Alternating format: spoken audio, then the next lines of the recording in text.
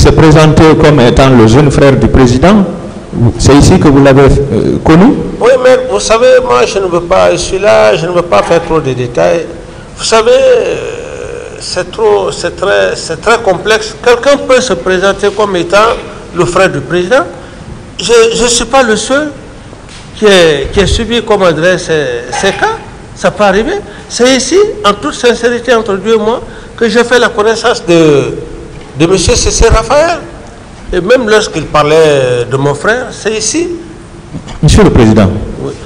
Est-ce que vous infirmez la déclaration selon laquelle c'est vous qui l'aviez désigné auprès de Toumba, puisque c'était votre homme de confiance, pour observer tous ces mouvements et vous rendre compte? C'était en réalité une top auprès de Toumba, un espion en quelque sorte. Voilà, maître, vous savez, il y a des allégations quand les gens font, s'il n'y a pas de preuves, c'est difficile. Et d'ailleurs, je ne voulais même pas revenir sur ce cas. Les mêmes allégations qui ont été faites ici, et je le dis en toute sincérité devant le président, lorsque une personne vient faire des allégations sur votre personne et que vous vous retrouvez dans le même lieu qu'il essaye de vous présenter son épouse, mais monsieur le président, ce jour, j'ai vivement réagi. J'ai dit non, tu n'as pas le droit de me présenter ton épouse pour la simple raison que tu as eu à faire des allégations sur ma personne. Je salue ton épouse et que par après, le tribunal se rend compte que moi, j'ai salué votre épouse. Ça veut dire tout ce que vous avez dit devant le tribunal est réel. Ce jour, j'ai réagi. C'est l'occasion, effectivement, qui me permet de le dire. Quelle est la question, maître? Oui, vous savez, Monsieur le Président, Monsieur Aboubakar Sidiki Diakité a présenté C.C. Raphaël Haba ici comme étant l'homme de confiance de Monsieur le Président, et que ce dernier avait été désigné par le Président pour espionner Toumba, et c'est pourquoi Toumba avait laissé ses téléphones, les clés de son bureau, c'est-à-dire toutes ses affaires entre les mains de C.C. Raphaël. Donc, je voudrais savoir si effectivement Monsieur le Président confirme que c'est lui qui a désigné M. C.C. Raphaël Haba pour espionner Toumba. Est-ce que vous confirmez cela? Je ne confirme pas ça, Monsieur le Président. D'autres questions? Est-ce que C.C. Raphaël vous a parlé des actes posés par Toumba au stade du 28 septembre? Reprenez la question. Est-ce que C.C. Raphaël Haba vous a confié ou parlé des actes que Toumba a posés au stade du 28 septembre? Non. Non. Est-ce que C.C. Raphaël Haba vous a parlé des fosses communes et du nombre de personnes qui ont été enterrées dans ces fosses? Je n'ai jamais parlé avec M. C.C. Raphaël Haba. C'est dans cette audience que j'ai fait sa connaissance. D'accord. Bon, parlant du pillage des 3 domiciles des leaders politiques, est-ce que vous aviez pris la peine de visiter ces domiciles pillés par des militaires?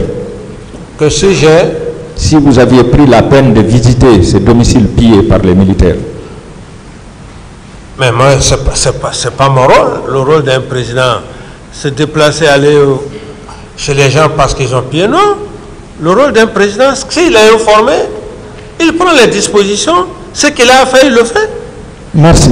Est-ce que vous aviez amené une délégation, au moins pour évaluer, avec un spécialiste, pour évaluer les dégâts avant de proposer un montant d'indemnisation, puisque vous avez eu à donner des milliards à chacun d'eux? Des milliards à qui et à qui? Les leaders qui ont été victimes de pillages dans leur domicile. Je vais parler de M. Mamadou Selou Dalen Diallo, de feu Jean-Marie Doré. Le troisième, c'est qui? C'est Sidia.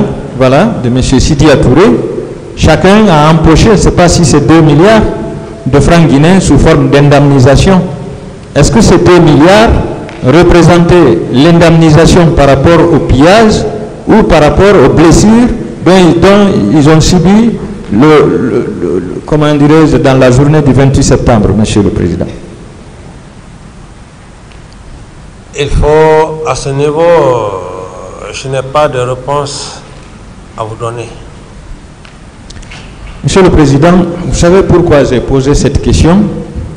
Parce que il y a des leaders politiques qui disent que les 2 milliards qu'ils ont reçus, c'est par rapport au pillage et non par rapport à leurs blessures. Donc je voudrais avoir une précision, puisque c'est vous qui étiez président à l'époque, que vous nous donniez une précision. Est-ce que les 2 milliards, c'était pour les blessures qu'ils ont subies ou bien c'était pour le pillage? Je ne réponds pas à cette question. Posez d'autres questions, maître. D'accord. Est-ce que vous savez que ces pillages-là se sont étendus aux quartiers environnants, notamment Hamdallah et Bambeto, Koza? Je ne sais pas. Est-ce que vous aviez indemnisé ces victimes de pillages également?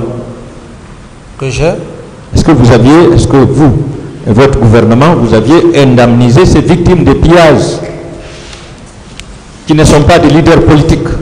Je n'ai pas reçu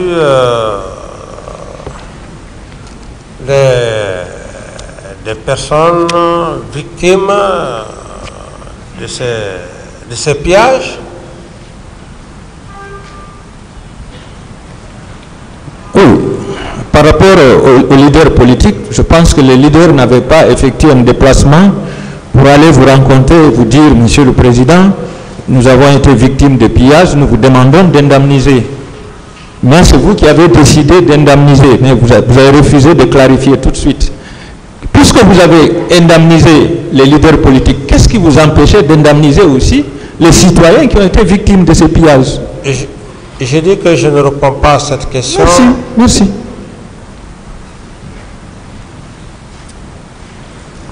Dans la matinée du 28 septembre, disons dans la journée avant le massacre, quels sont les hommes qui étaient restés avec vous à la présidence? Quels sont? Personne. Quels sont? Quels sont les hommes de garde qui étaient restés avec vous à la présidence, puisque vous n'aviez pas été, selon vous? Mais moi, je ne peux pas, je n'ai pas une tête d'ordinateur pour retenir le nom des gens. Moi, l'essentiel, je suis venu, je suis resté dans mon bureau. Et j'étais dans mon bureau. Donc, je n'ai pas cherché à dire que X, Y, tel, non. Monsieur le Président, la question est simple. Il y a un groupe qui est allé au stade. Je suppose que vous ne pouvez pas laisser le président orphelin comme ça. Le président est toujours entouré par une garde pour assurer sa sécurité. Quelles sont les personnes que vous avez remarquées ce jour qui étaient autour de vous? D'abord, il y a une planification qui se fait à la base. Cette planification était déjà faite avant que je ne sorte, dans l'intention de venir sensibiliser les hommes. Et donc, j'ai fait demi-tour à mon bureau. Dans mon bureau, la même planification qui a été faite, c'est cette même planification qui était là. Je n'avais pas besoin de chercher à savoir s'il y a X ou Y. Vous savez, Monsieur le Président, c'est simple. Ce sont les hommes du salon qui se sont détachés pour aller au stade. Alors, même si vous n'avez pas connu ceux qui se sont détachés, mais vous auriez dû constater la présence de ceux qui sont restés quand même. Je veux savoir, est-ce que vous avez connu ceux qui sont restés? Est-ce que vous pouvez donner leur liste ici, ceux qui étaient restés? Monsieur Maître, je ne peux pas rentrer dans ces détails pour vous dire que ceux qui sont restés ce jour, je peux vous fournir cette liste. Non. Ce que je sais, j'étais dans mon bureau et il y a Touma dans ses explications qui serait parti à ma recherche et un point barre le reste. D'accord. Vous avez parlé au pôle des juges d'instruction et devant la barre ici de la thèse d'un complot contre vous. D'habitude, quand un chef d'État est victime d'un complot, il procède à l'arrestation immédiate des soi-disant comploteurs. Est-ce que vous l'aviez fait, Monsieur le Président? J'ai déjà fini de parler de l'affaire de complot. Le moment venu, j'ai été très clair hier et devant l'auguste tribunal du président. J'ai dit le moment venu, je vais en parler davantage si l'occasion me le permettra. D'accord. Monsieur le Président, comment vous imaginez un complot? Un complot contre vous, ce jour du 28 septembre, les comploteurs sont allés au stade, ils ont fait le massacre de la population, la présidence n'a pas été attaquée, aucune institution républicaine n'a été attaquée, aucun militaire de la hiérarchie, disons, aucun responsable de la hiérarchie militaire n'a été arrêté, aucun membre du gouvernement n'a été arrêté, aucun édifice public qui abrite une institution n'a été attaqué. Comment est-ce que vous expliquez ça? Est-ce que ce n'est pas vous qui aviez comploté contre les manifestants, Monsieur le Président? Bon, à ce niveau, je pense que le dictionnaire est là. Quand on parle de complot, le complot n'est pas simplement les détails que vous êtes en train de faire. Je sais que vous êtes très bien, vous êtes un très bon avocat, ça je le sais, mais vous n'allez pas m'aventurer dans ce sens. Vous dire qu'un complot, est-ce que les institutions, il n'est pas sans savoir qu'un complot, on peut faire un complot sans que même l'institution ne soit touchée. Donc, par rapport à tout ce que vous venez de rêver, je ne parlerai pas de ça le moment venu. Ça sera l'occasion d'en parler. Vous vous réservez. D'accord. Vous avez dit dans votre PV que vous n'aviez pas le contrôle des hommes de Toumba et de Tchéboro. Qui avait le contrôle sur eux, sur leurs hommes? En tant que chef d'État, chef suprême des armées, qui avait le contrôle sur eux? Dans le cadre précis des événements du 28 septembre,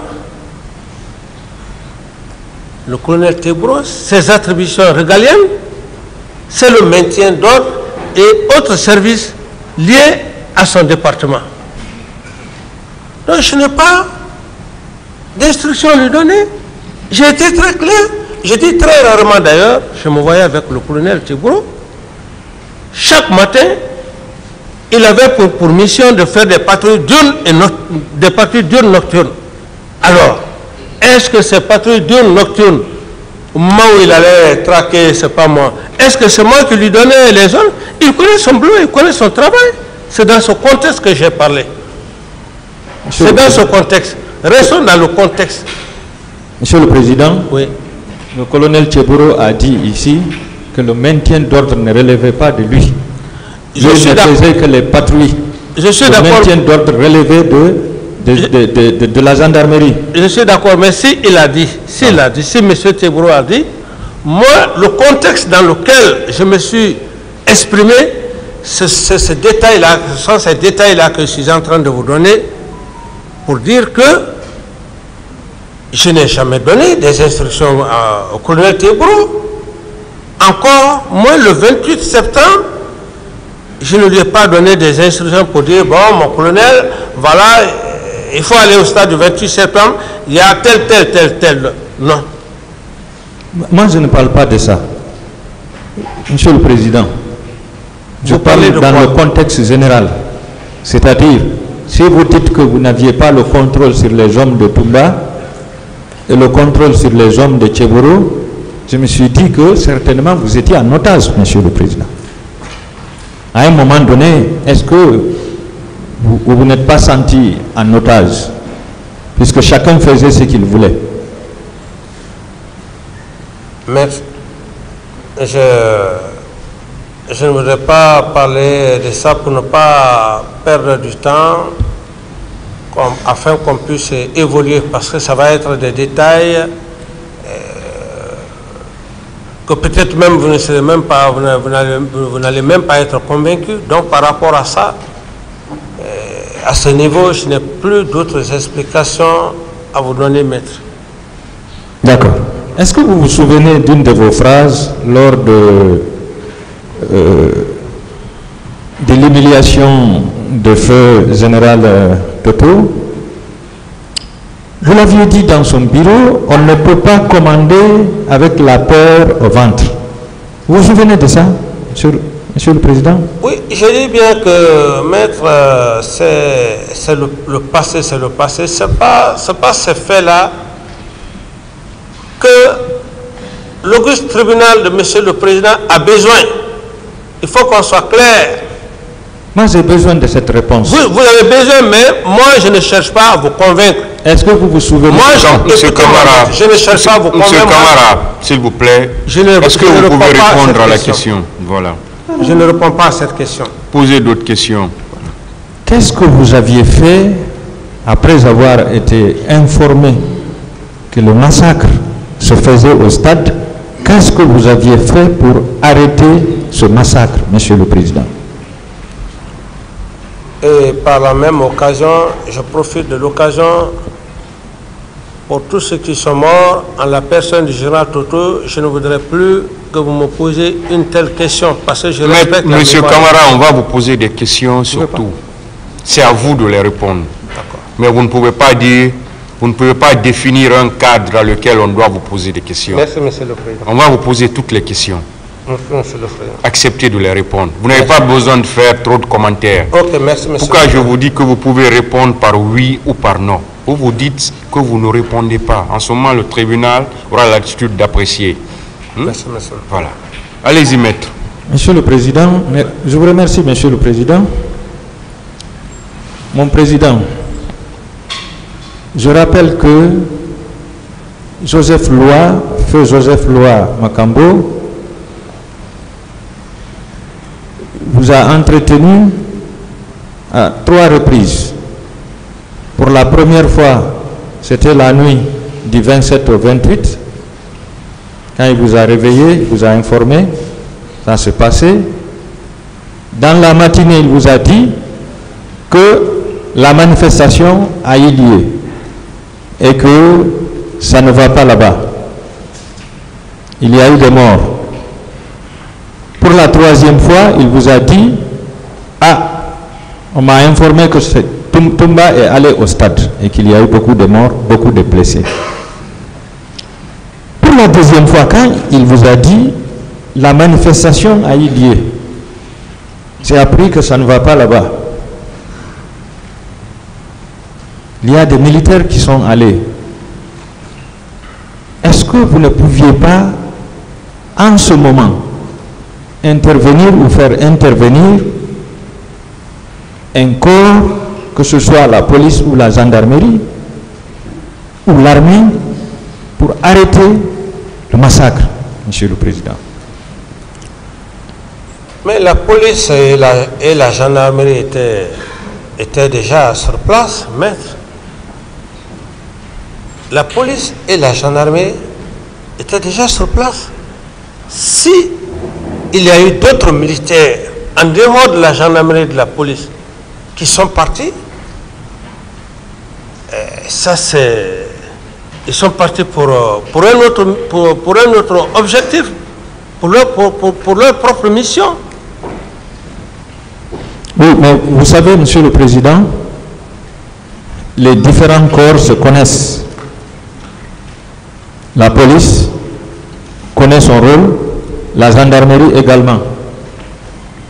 Mais lorsque c'est des bérets rouges qui sont présents et qui sont en train de tuer la population, est-ce que l'armée, je vais parler des bérets verts, les militaires, ne pouvaient pas intervenir pour ramener ces bérets rouges au camp?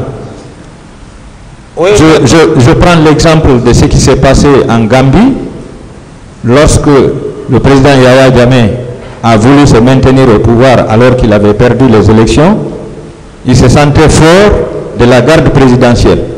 Mais quand les bérets verts sont venus, les bérets rouges ont déguerpi. Je vous comprends, mais tous les exemples ne sont pas les mêmes. L'exemple que vous venez de prendre, c'est un exemple très isolé qui n'a rien à voir avec une marée humaine qui est dans un stade en train de manifester pacifiquement, d'ailleurs, merci, sans armes, sans moyen de défense. Merci. Vous laissez répondre, maître. Oui, je m'excuse, monsieur le président. Dans cette logique, la gendarmerie, la police, qui a pour attribution de faire le maintien d'ordre, et des éléments isolés de l'armée se détachent pour aller à l'enceinte. Mais il faut être un homme fou, il faut être un chef d'État fou pour prendre d'autres unités, leur dire allez les déloger. Ils vont partir. Ce que vous n'avez pas souhaité, mais ils ne vont pas aller les arrêter comme ça. Au cas où, ceux-là qui sont déjà à l'enceinte, qui se rendent compte qu'il y a un autre groupe qui vient vers eux, s'ils ouvrent le feu, mais ça sera une perte en vie humaine. Encore. De plus. Donc, ce sont des choses... Vous êtes avocat, vous ne savez pas, mais moi je vous parle dans le cadre militaire, ça ne se doit pas. Parce qu'il y a des effets collatéraux. Il y a des effets collatéraux. S'il y a eu par exemple 10, 20, 30 morts, et déployer encore une autre unité, pour dire qu'il faut ramener ces éléments isolés, il peut y avoir encore d'autres cas de mort. Ça ne se fait jamais. Question. Donc, monsieur le président, militairement, il n'y avait aucune stratégie pour faire arrêter ce cas. Moi, dans ce contexte, je ne pouvais pas avoir cette folie, à moins que... Donc, vous avez préféré laisser ces militaires continuer parce que leur la gendarmerie, les faits étaient déjà faits, les faits étaient déjà là. Les faits étaient déjà là. Donc, les faits étaient déjà là. Les faits étaient déjà têtus. Il y avait la gendarmerie et la police. Alors. Mais vous avez préféré laisser les gens... Mais faut-il encore envoyer une autre équipe faire quoi? Oui, donc vous avez laissé les citoyens pour leur compte. Ce n'est pas laisser les citoyens pour leur compte. Devant des hommes armés? Non, ce n'est pas laisser les citoyens pour leur compte. C'est d'ailleurs éviter qu'il y ait encore des dégâts collatéraux. Parce que ce que vous ne comprenez pas, vous, les hommes de loi, la façon dont vous analysez les choses, l'armée, ce n'est pas comme ça. Pour arrêter un militaire ou un groupe de militaires, c'est les échanges de coups de feu. C'est les échanges de coups de feu. Alors, et quand il y a ça, ça devient compliqué. Ça veut dire que le terrain était fertile pour ceux qui étaient là. Ce n'est pas que le terrain était fertile, mais le feu vert était donné pour qu'il continue. Je veux juste vous expliquer. S'il vous plaît, M. Camara. Maître, vous le laissez finir. Oui, monsieur le président. Vous le laissez finir complètement. Après, vous posez une autre question. Sinon, ça devient une discussion. Je vous remercie, monsieur le président. Je veux juste vous faire comprendre que le contexte n'est pas le même que vous êtes en train d'analyser. Alors, si vous me comprenez, tant mieux. Si vous n'arrivez pas à me comprendre, maître, on ne fera pas de cela un débat houleux. Je vous comprends. D'autres questions? Merci, monsieur le président.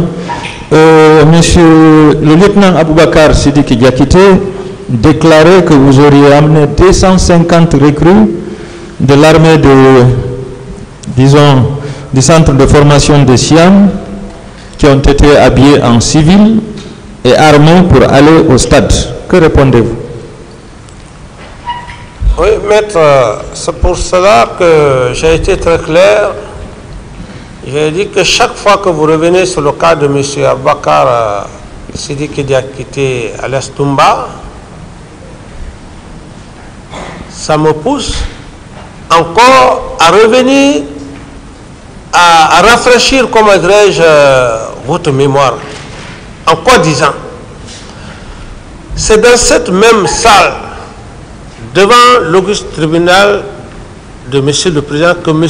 Aboubakar Sidiki a dit qu'il y avait 2 centres. Et c'était ma première nouvelle. Pour moi, c'était seulement Kalea. Alors, et dans les explications, il a démontré de A plus B pour dire que ce recrutement était tel, et que le général Sekouba n'était pour rien, etc., etc. Mais dans ces déclarations, M. Aboubakar Toumba Diakité reconnaît devant le président du tribunal et ses éminents magistrats du parquet que quand bien même il apprécie le général Sekouba Konaté, que le général Sekouba Konaté est ici, mais c'est la même personne qui dit que le général Konaté a reçu, ils ont reçu tous des quotas. C'est le même Toumba Diakité qui dit que il y avait un autre centre du nom de Siam que vous venez de parler. C'est le même Toumba Diakité qui va chercher 26 éléments des recrues qui sont dans un centre de formation, parce qu'on ne peut pas rester dans un centre de formation, donner le grade de caporal. C'est le même Toumba Diakité qui va, avec bien sûr son cachet, il prend 26 éléments. Alors, si on revient dans ce contexte, je dirais bien, avec la permission de Monsieur le Président, je ne peux pas parler de recrutement de Kalea de Siam, car c'est le général Sekouba Konaté, qui était ministre de la Défense d'alors, qui s'est occupé de ce recrutement. Et le même général Sekouba Konaté, dans sa déclaration, dire qu'il y avait 9000 recrues, c'est le même général Sekouba Konaté qu'on trouve un document qui prouve qu'il a eu 300 éléments venus de son village à Sana. Est-ce que moi, je suis à mesure de parler de comment les choses se sont passées à Kalea? Non. Le moment venu, s'il est là, il pourra mieux vous répondre. Le président ne s'occupe pas du recrutement. Merci, Monsieur le Président. Effectivement, il disait aussi que ce jour, des milliers de recrues venant de Kalea qui ont été formés par des instructeurs israéliens sur financement de Benis Tezmer, qui a obtenu le financement de blocs 1 et 2 de Simandou, étaient infiltrés au stade pour massacrer la population avec des armes blanches, notamment des couteaux et des machettes. Merci, merci pour la précision. Voilà. C'est des hommes honnêtes comme ça. Non, c'est sincère. Je sais que c'est une partie adverse. Mais quand on est sincère, on est sincère. Des questions? Oui. Monsieur le Président, que répondez-vous également à M. Toumba quand il déclarait que ce sont vos proches, à savoir Marcel Guilavogui, colonel Claude Pivy, Joseph Makambo et Georges Théodore Kourouma qui auraient supervisé les événements au stade? Merci, maître, pour la question. Cette question est extrêmement importante parce que ça va revenir devant les éminents magistrats du parquet. Moi, le compte d'ailleurs aidé. Maître, merci pour la question. Vous m'avez aidé. Pourquoi? Parce que le parquet est à la recherche de la complicité du capitaine Dadis devant Monsieur le tribunal. Monsieur le Président du tribunal. Si M. Toumba, dans sa déclaration, ne dit pas le nom de Camara, s'il avait dit, prononcé le nom de Camara, ce serait autre chose. Mais il dit le nom de certaines personnes. Monsieur le Président, à ce niveau, moi je ne suis pas là pour accuser qui que ce soit. Cette affirmation n'engage que la personne qui a eu à faire cette déclaration. Si dans cette déclaration, il était dit que M. Camara, au cours de cet événement, il m'a dit d'aller prendre des armes. Cher éminent procureur, vous me suivez parfaitement, j'aime bien que vous me suivez. S'il avait dit, dans cette déclaration ici, parce que j'étais au box, j'entendais, s'il avait dit, au moment où il parlait des armes, s'il avait dit, le président m'avait dit, ou le président a dit, que d'aller chercher des armes, on aurait parlé de complicité. Nulle part il n'a parlé de ça. Alors, par rapport à la question de maître, mais je vous dirais simplement que merci pour cette question, cette affirmation. Vous m'avez dédouané devant les éminents magistrats du parquet. Il dit que ce sont vos proches, ce sont vos proches. Voilà. Oui, mes proches, la responsabilité pénale, elle est individuelle. D'accord, je passe, Monsieur le Président. Que répondez-vous également à M. Toumba Diakité qui déclarait que vous aviez mis en place une garde présidentielle parallèle qui était sous votre commandement? Oui, je dis que, vous savez, quand on est devant un tribunal criminel, chacun a besoin de dire ce qu'il veut. Ce qu'il a dit, moi je suppose que ce sont des allégations pures et simples.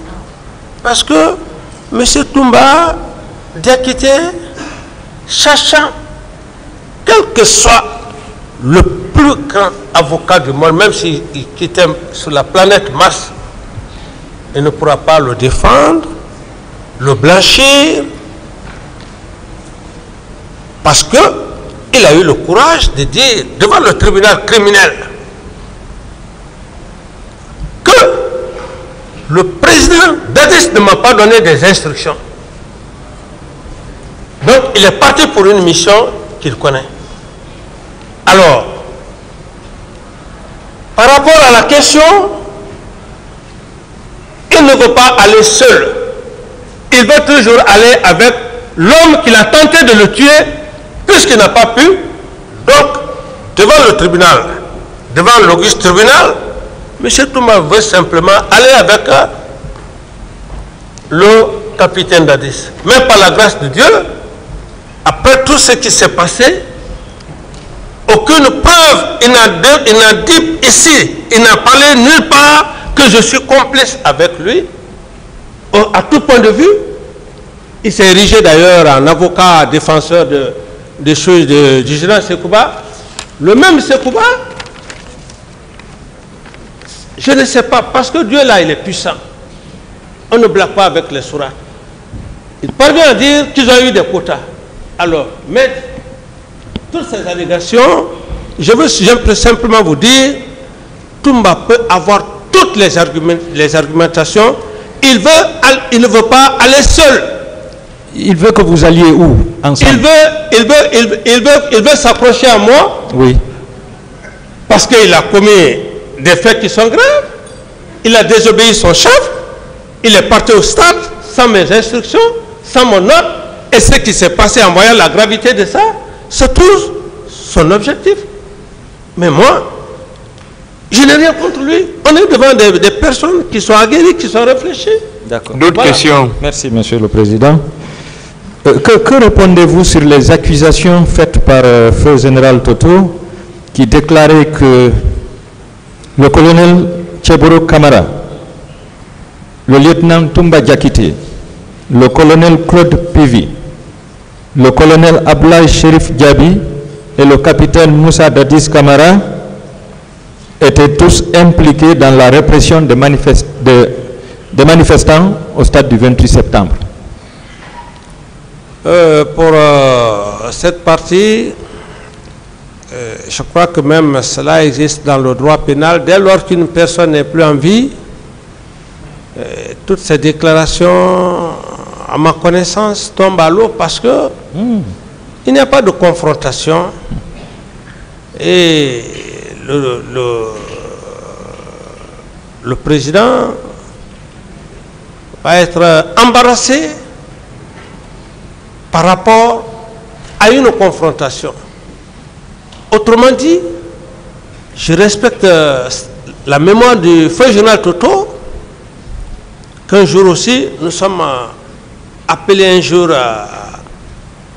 Dieu a appelé un jour à nous rappeler cette affirmation. Pour le respect de sa mémoire, je ne fais aucun commentaire. D'accord. Et que répondez-vous à la déclaration de feu colonel Sambarou Diamanka sur son PV qui déclarait que les militaires qui sont sortis pour le 28 septembre sont sortis du régiment commando Kandadis? Vous avez fini? Oui. Oui, c'est la même chose, maître. C'est des personnes qui ne sont plus dans ce monde. C'est pas tout. Alors, j'aurais souhaité, si vraiment j'avais ce pouvoir, répondre à ces questions si ces personnes étaient vivantes.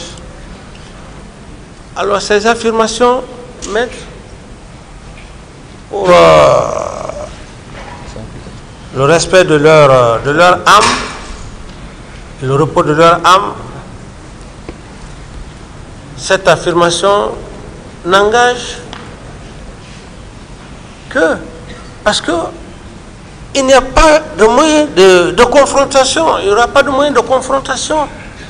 Mais je ne vais pas rester ici et dire de n'importe quoi sur ces âmes. D'accord. Mais sachez, mon président, que lorsque le général Toto faisait cette déclaration, il ne pouvait pas imaginer qu'il n'allait pas être là aujourd'hui. Oui. Donc, il aurait souhaité quand même une confrontation avec vous. C'est pourquoi il a été responsable au moment où il donnait ces informations. Je passe quand même. Le général Konaté a fait des interviews sur Cristal 24. Au cours de ces interviews, il a fait une déclaration. Il a dit: on doit envoyer tous les chefs d'état-major à la CPI. Tout le monde sait que le capitaine Dadis avait recruté 9000 hommes. Ce sont eux qui sont venus au stade pour massacrer la population. Il ne faut pas accuser Toumba comme ça. Ce sont les hommes de Dadis qui étaient à Kalia qui sont venus massacrer la population. Que répondez-vous à cette affirmation? Maître, moi je ne peux que remercier le Tout-Puissant, Dieu. Je ne peux que remercier le Tout-Puissant Dieu. Parce qu'il a toutes ces déclarations, à un moment donné, un homme que vous lui avez porté confiance, vous partagez le pouvoir avec lui, et ce qui est d'ailleurs choquant, on peut perdre le pouvoir. Mais lorsqu'on vous fait perdre le pouvoir, qu'on ne tue pas des gens pour mettre sur votre tête, Dieu n'accepte pas ça. C'est pour cette raison que le général Sekouba et Toumba, par la grâce de Dieu, il sera en face de monsieur le président de l'Auguste Tribunal. Est-ce que vous demandez ça? Lorsqu'il fait cette déclaration, permettez-moi, lorsqu'il fait cette déclaration, il dit, bon voilà, d'ailleurs il y a même autre chose que vous n'avez même pas dit, il dit qui peut m'envoyer en Guinée, mais il est qui? Qui peut m'envoyer en Guinée? Moi je ne suis pas président, il était mon subordonné, je suis là devant l'Auguste Tribunal, personne n'est au-dessus de la loi. C'est un citoyen comme moi. C'est cette partie-là même que vous avez oublié. Il viendra ici, s'il se dit général d'armée. Moi je suis capitaine, c'est pourquoi hier je disais à vos confrères, Je vais mourir avec mon grand capitaine parce que je suis digne et j'assume mes responsabilités. Ma responsabilité, c'est quoi? Je suis venu devant l'auguste tribunal en pleine liberté, me constituer président devant le procureur. C'est moi-même qui me suis constitué prisonnier. Et devant monsieur le président, je me suis constitué prisonnier pour que la vérité jaillisse, pour que les faits soient clairs. Merci, monsieur le président. président. Par rapport à ça,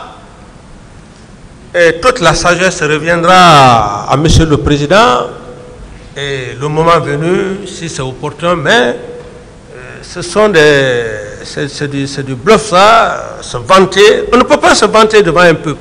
Est-ce que vous demandez sa comparution? Mais bien sûr. Monsieur le président, moi-même je demande sa comparution. Mais bien sûr qu'il vienne. Il a géré la Guinée. Je l'ai géré. On passe confrontation. C'est bon, monsieur Kamara. D'autres questions?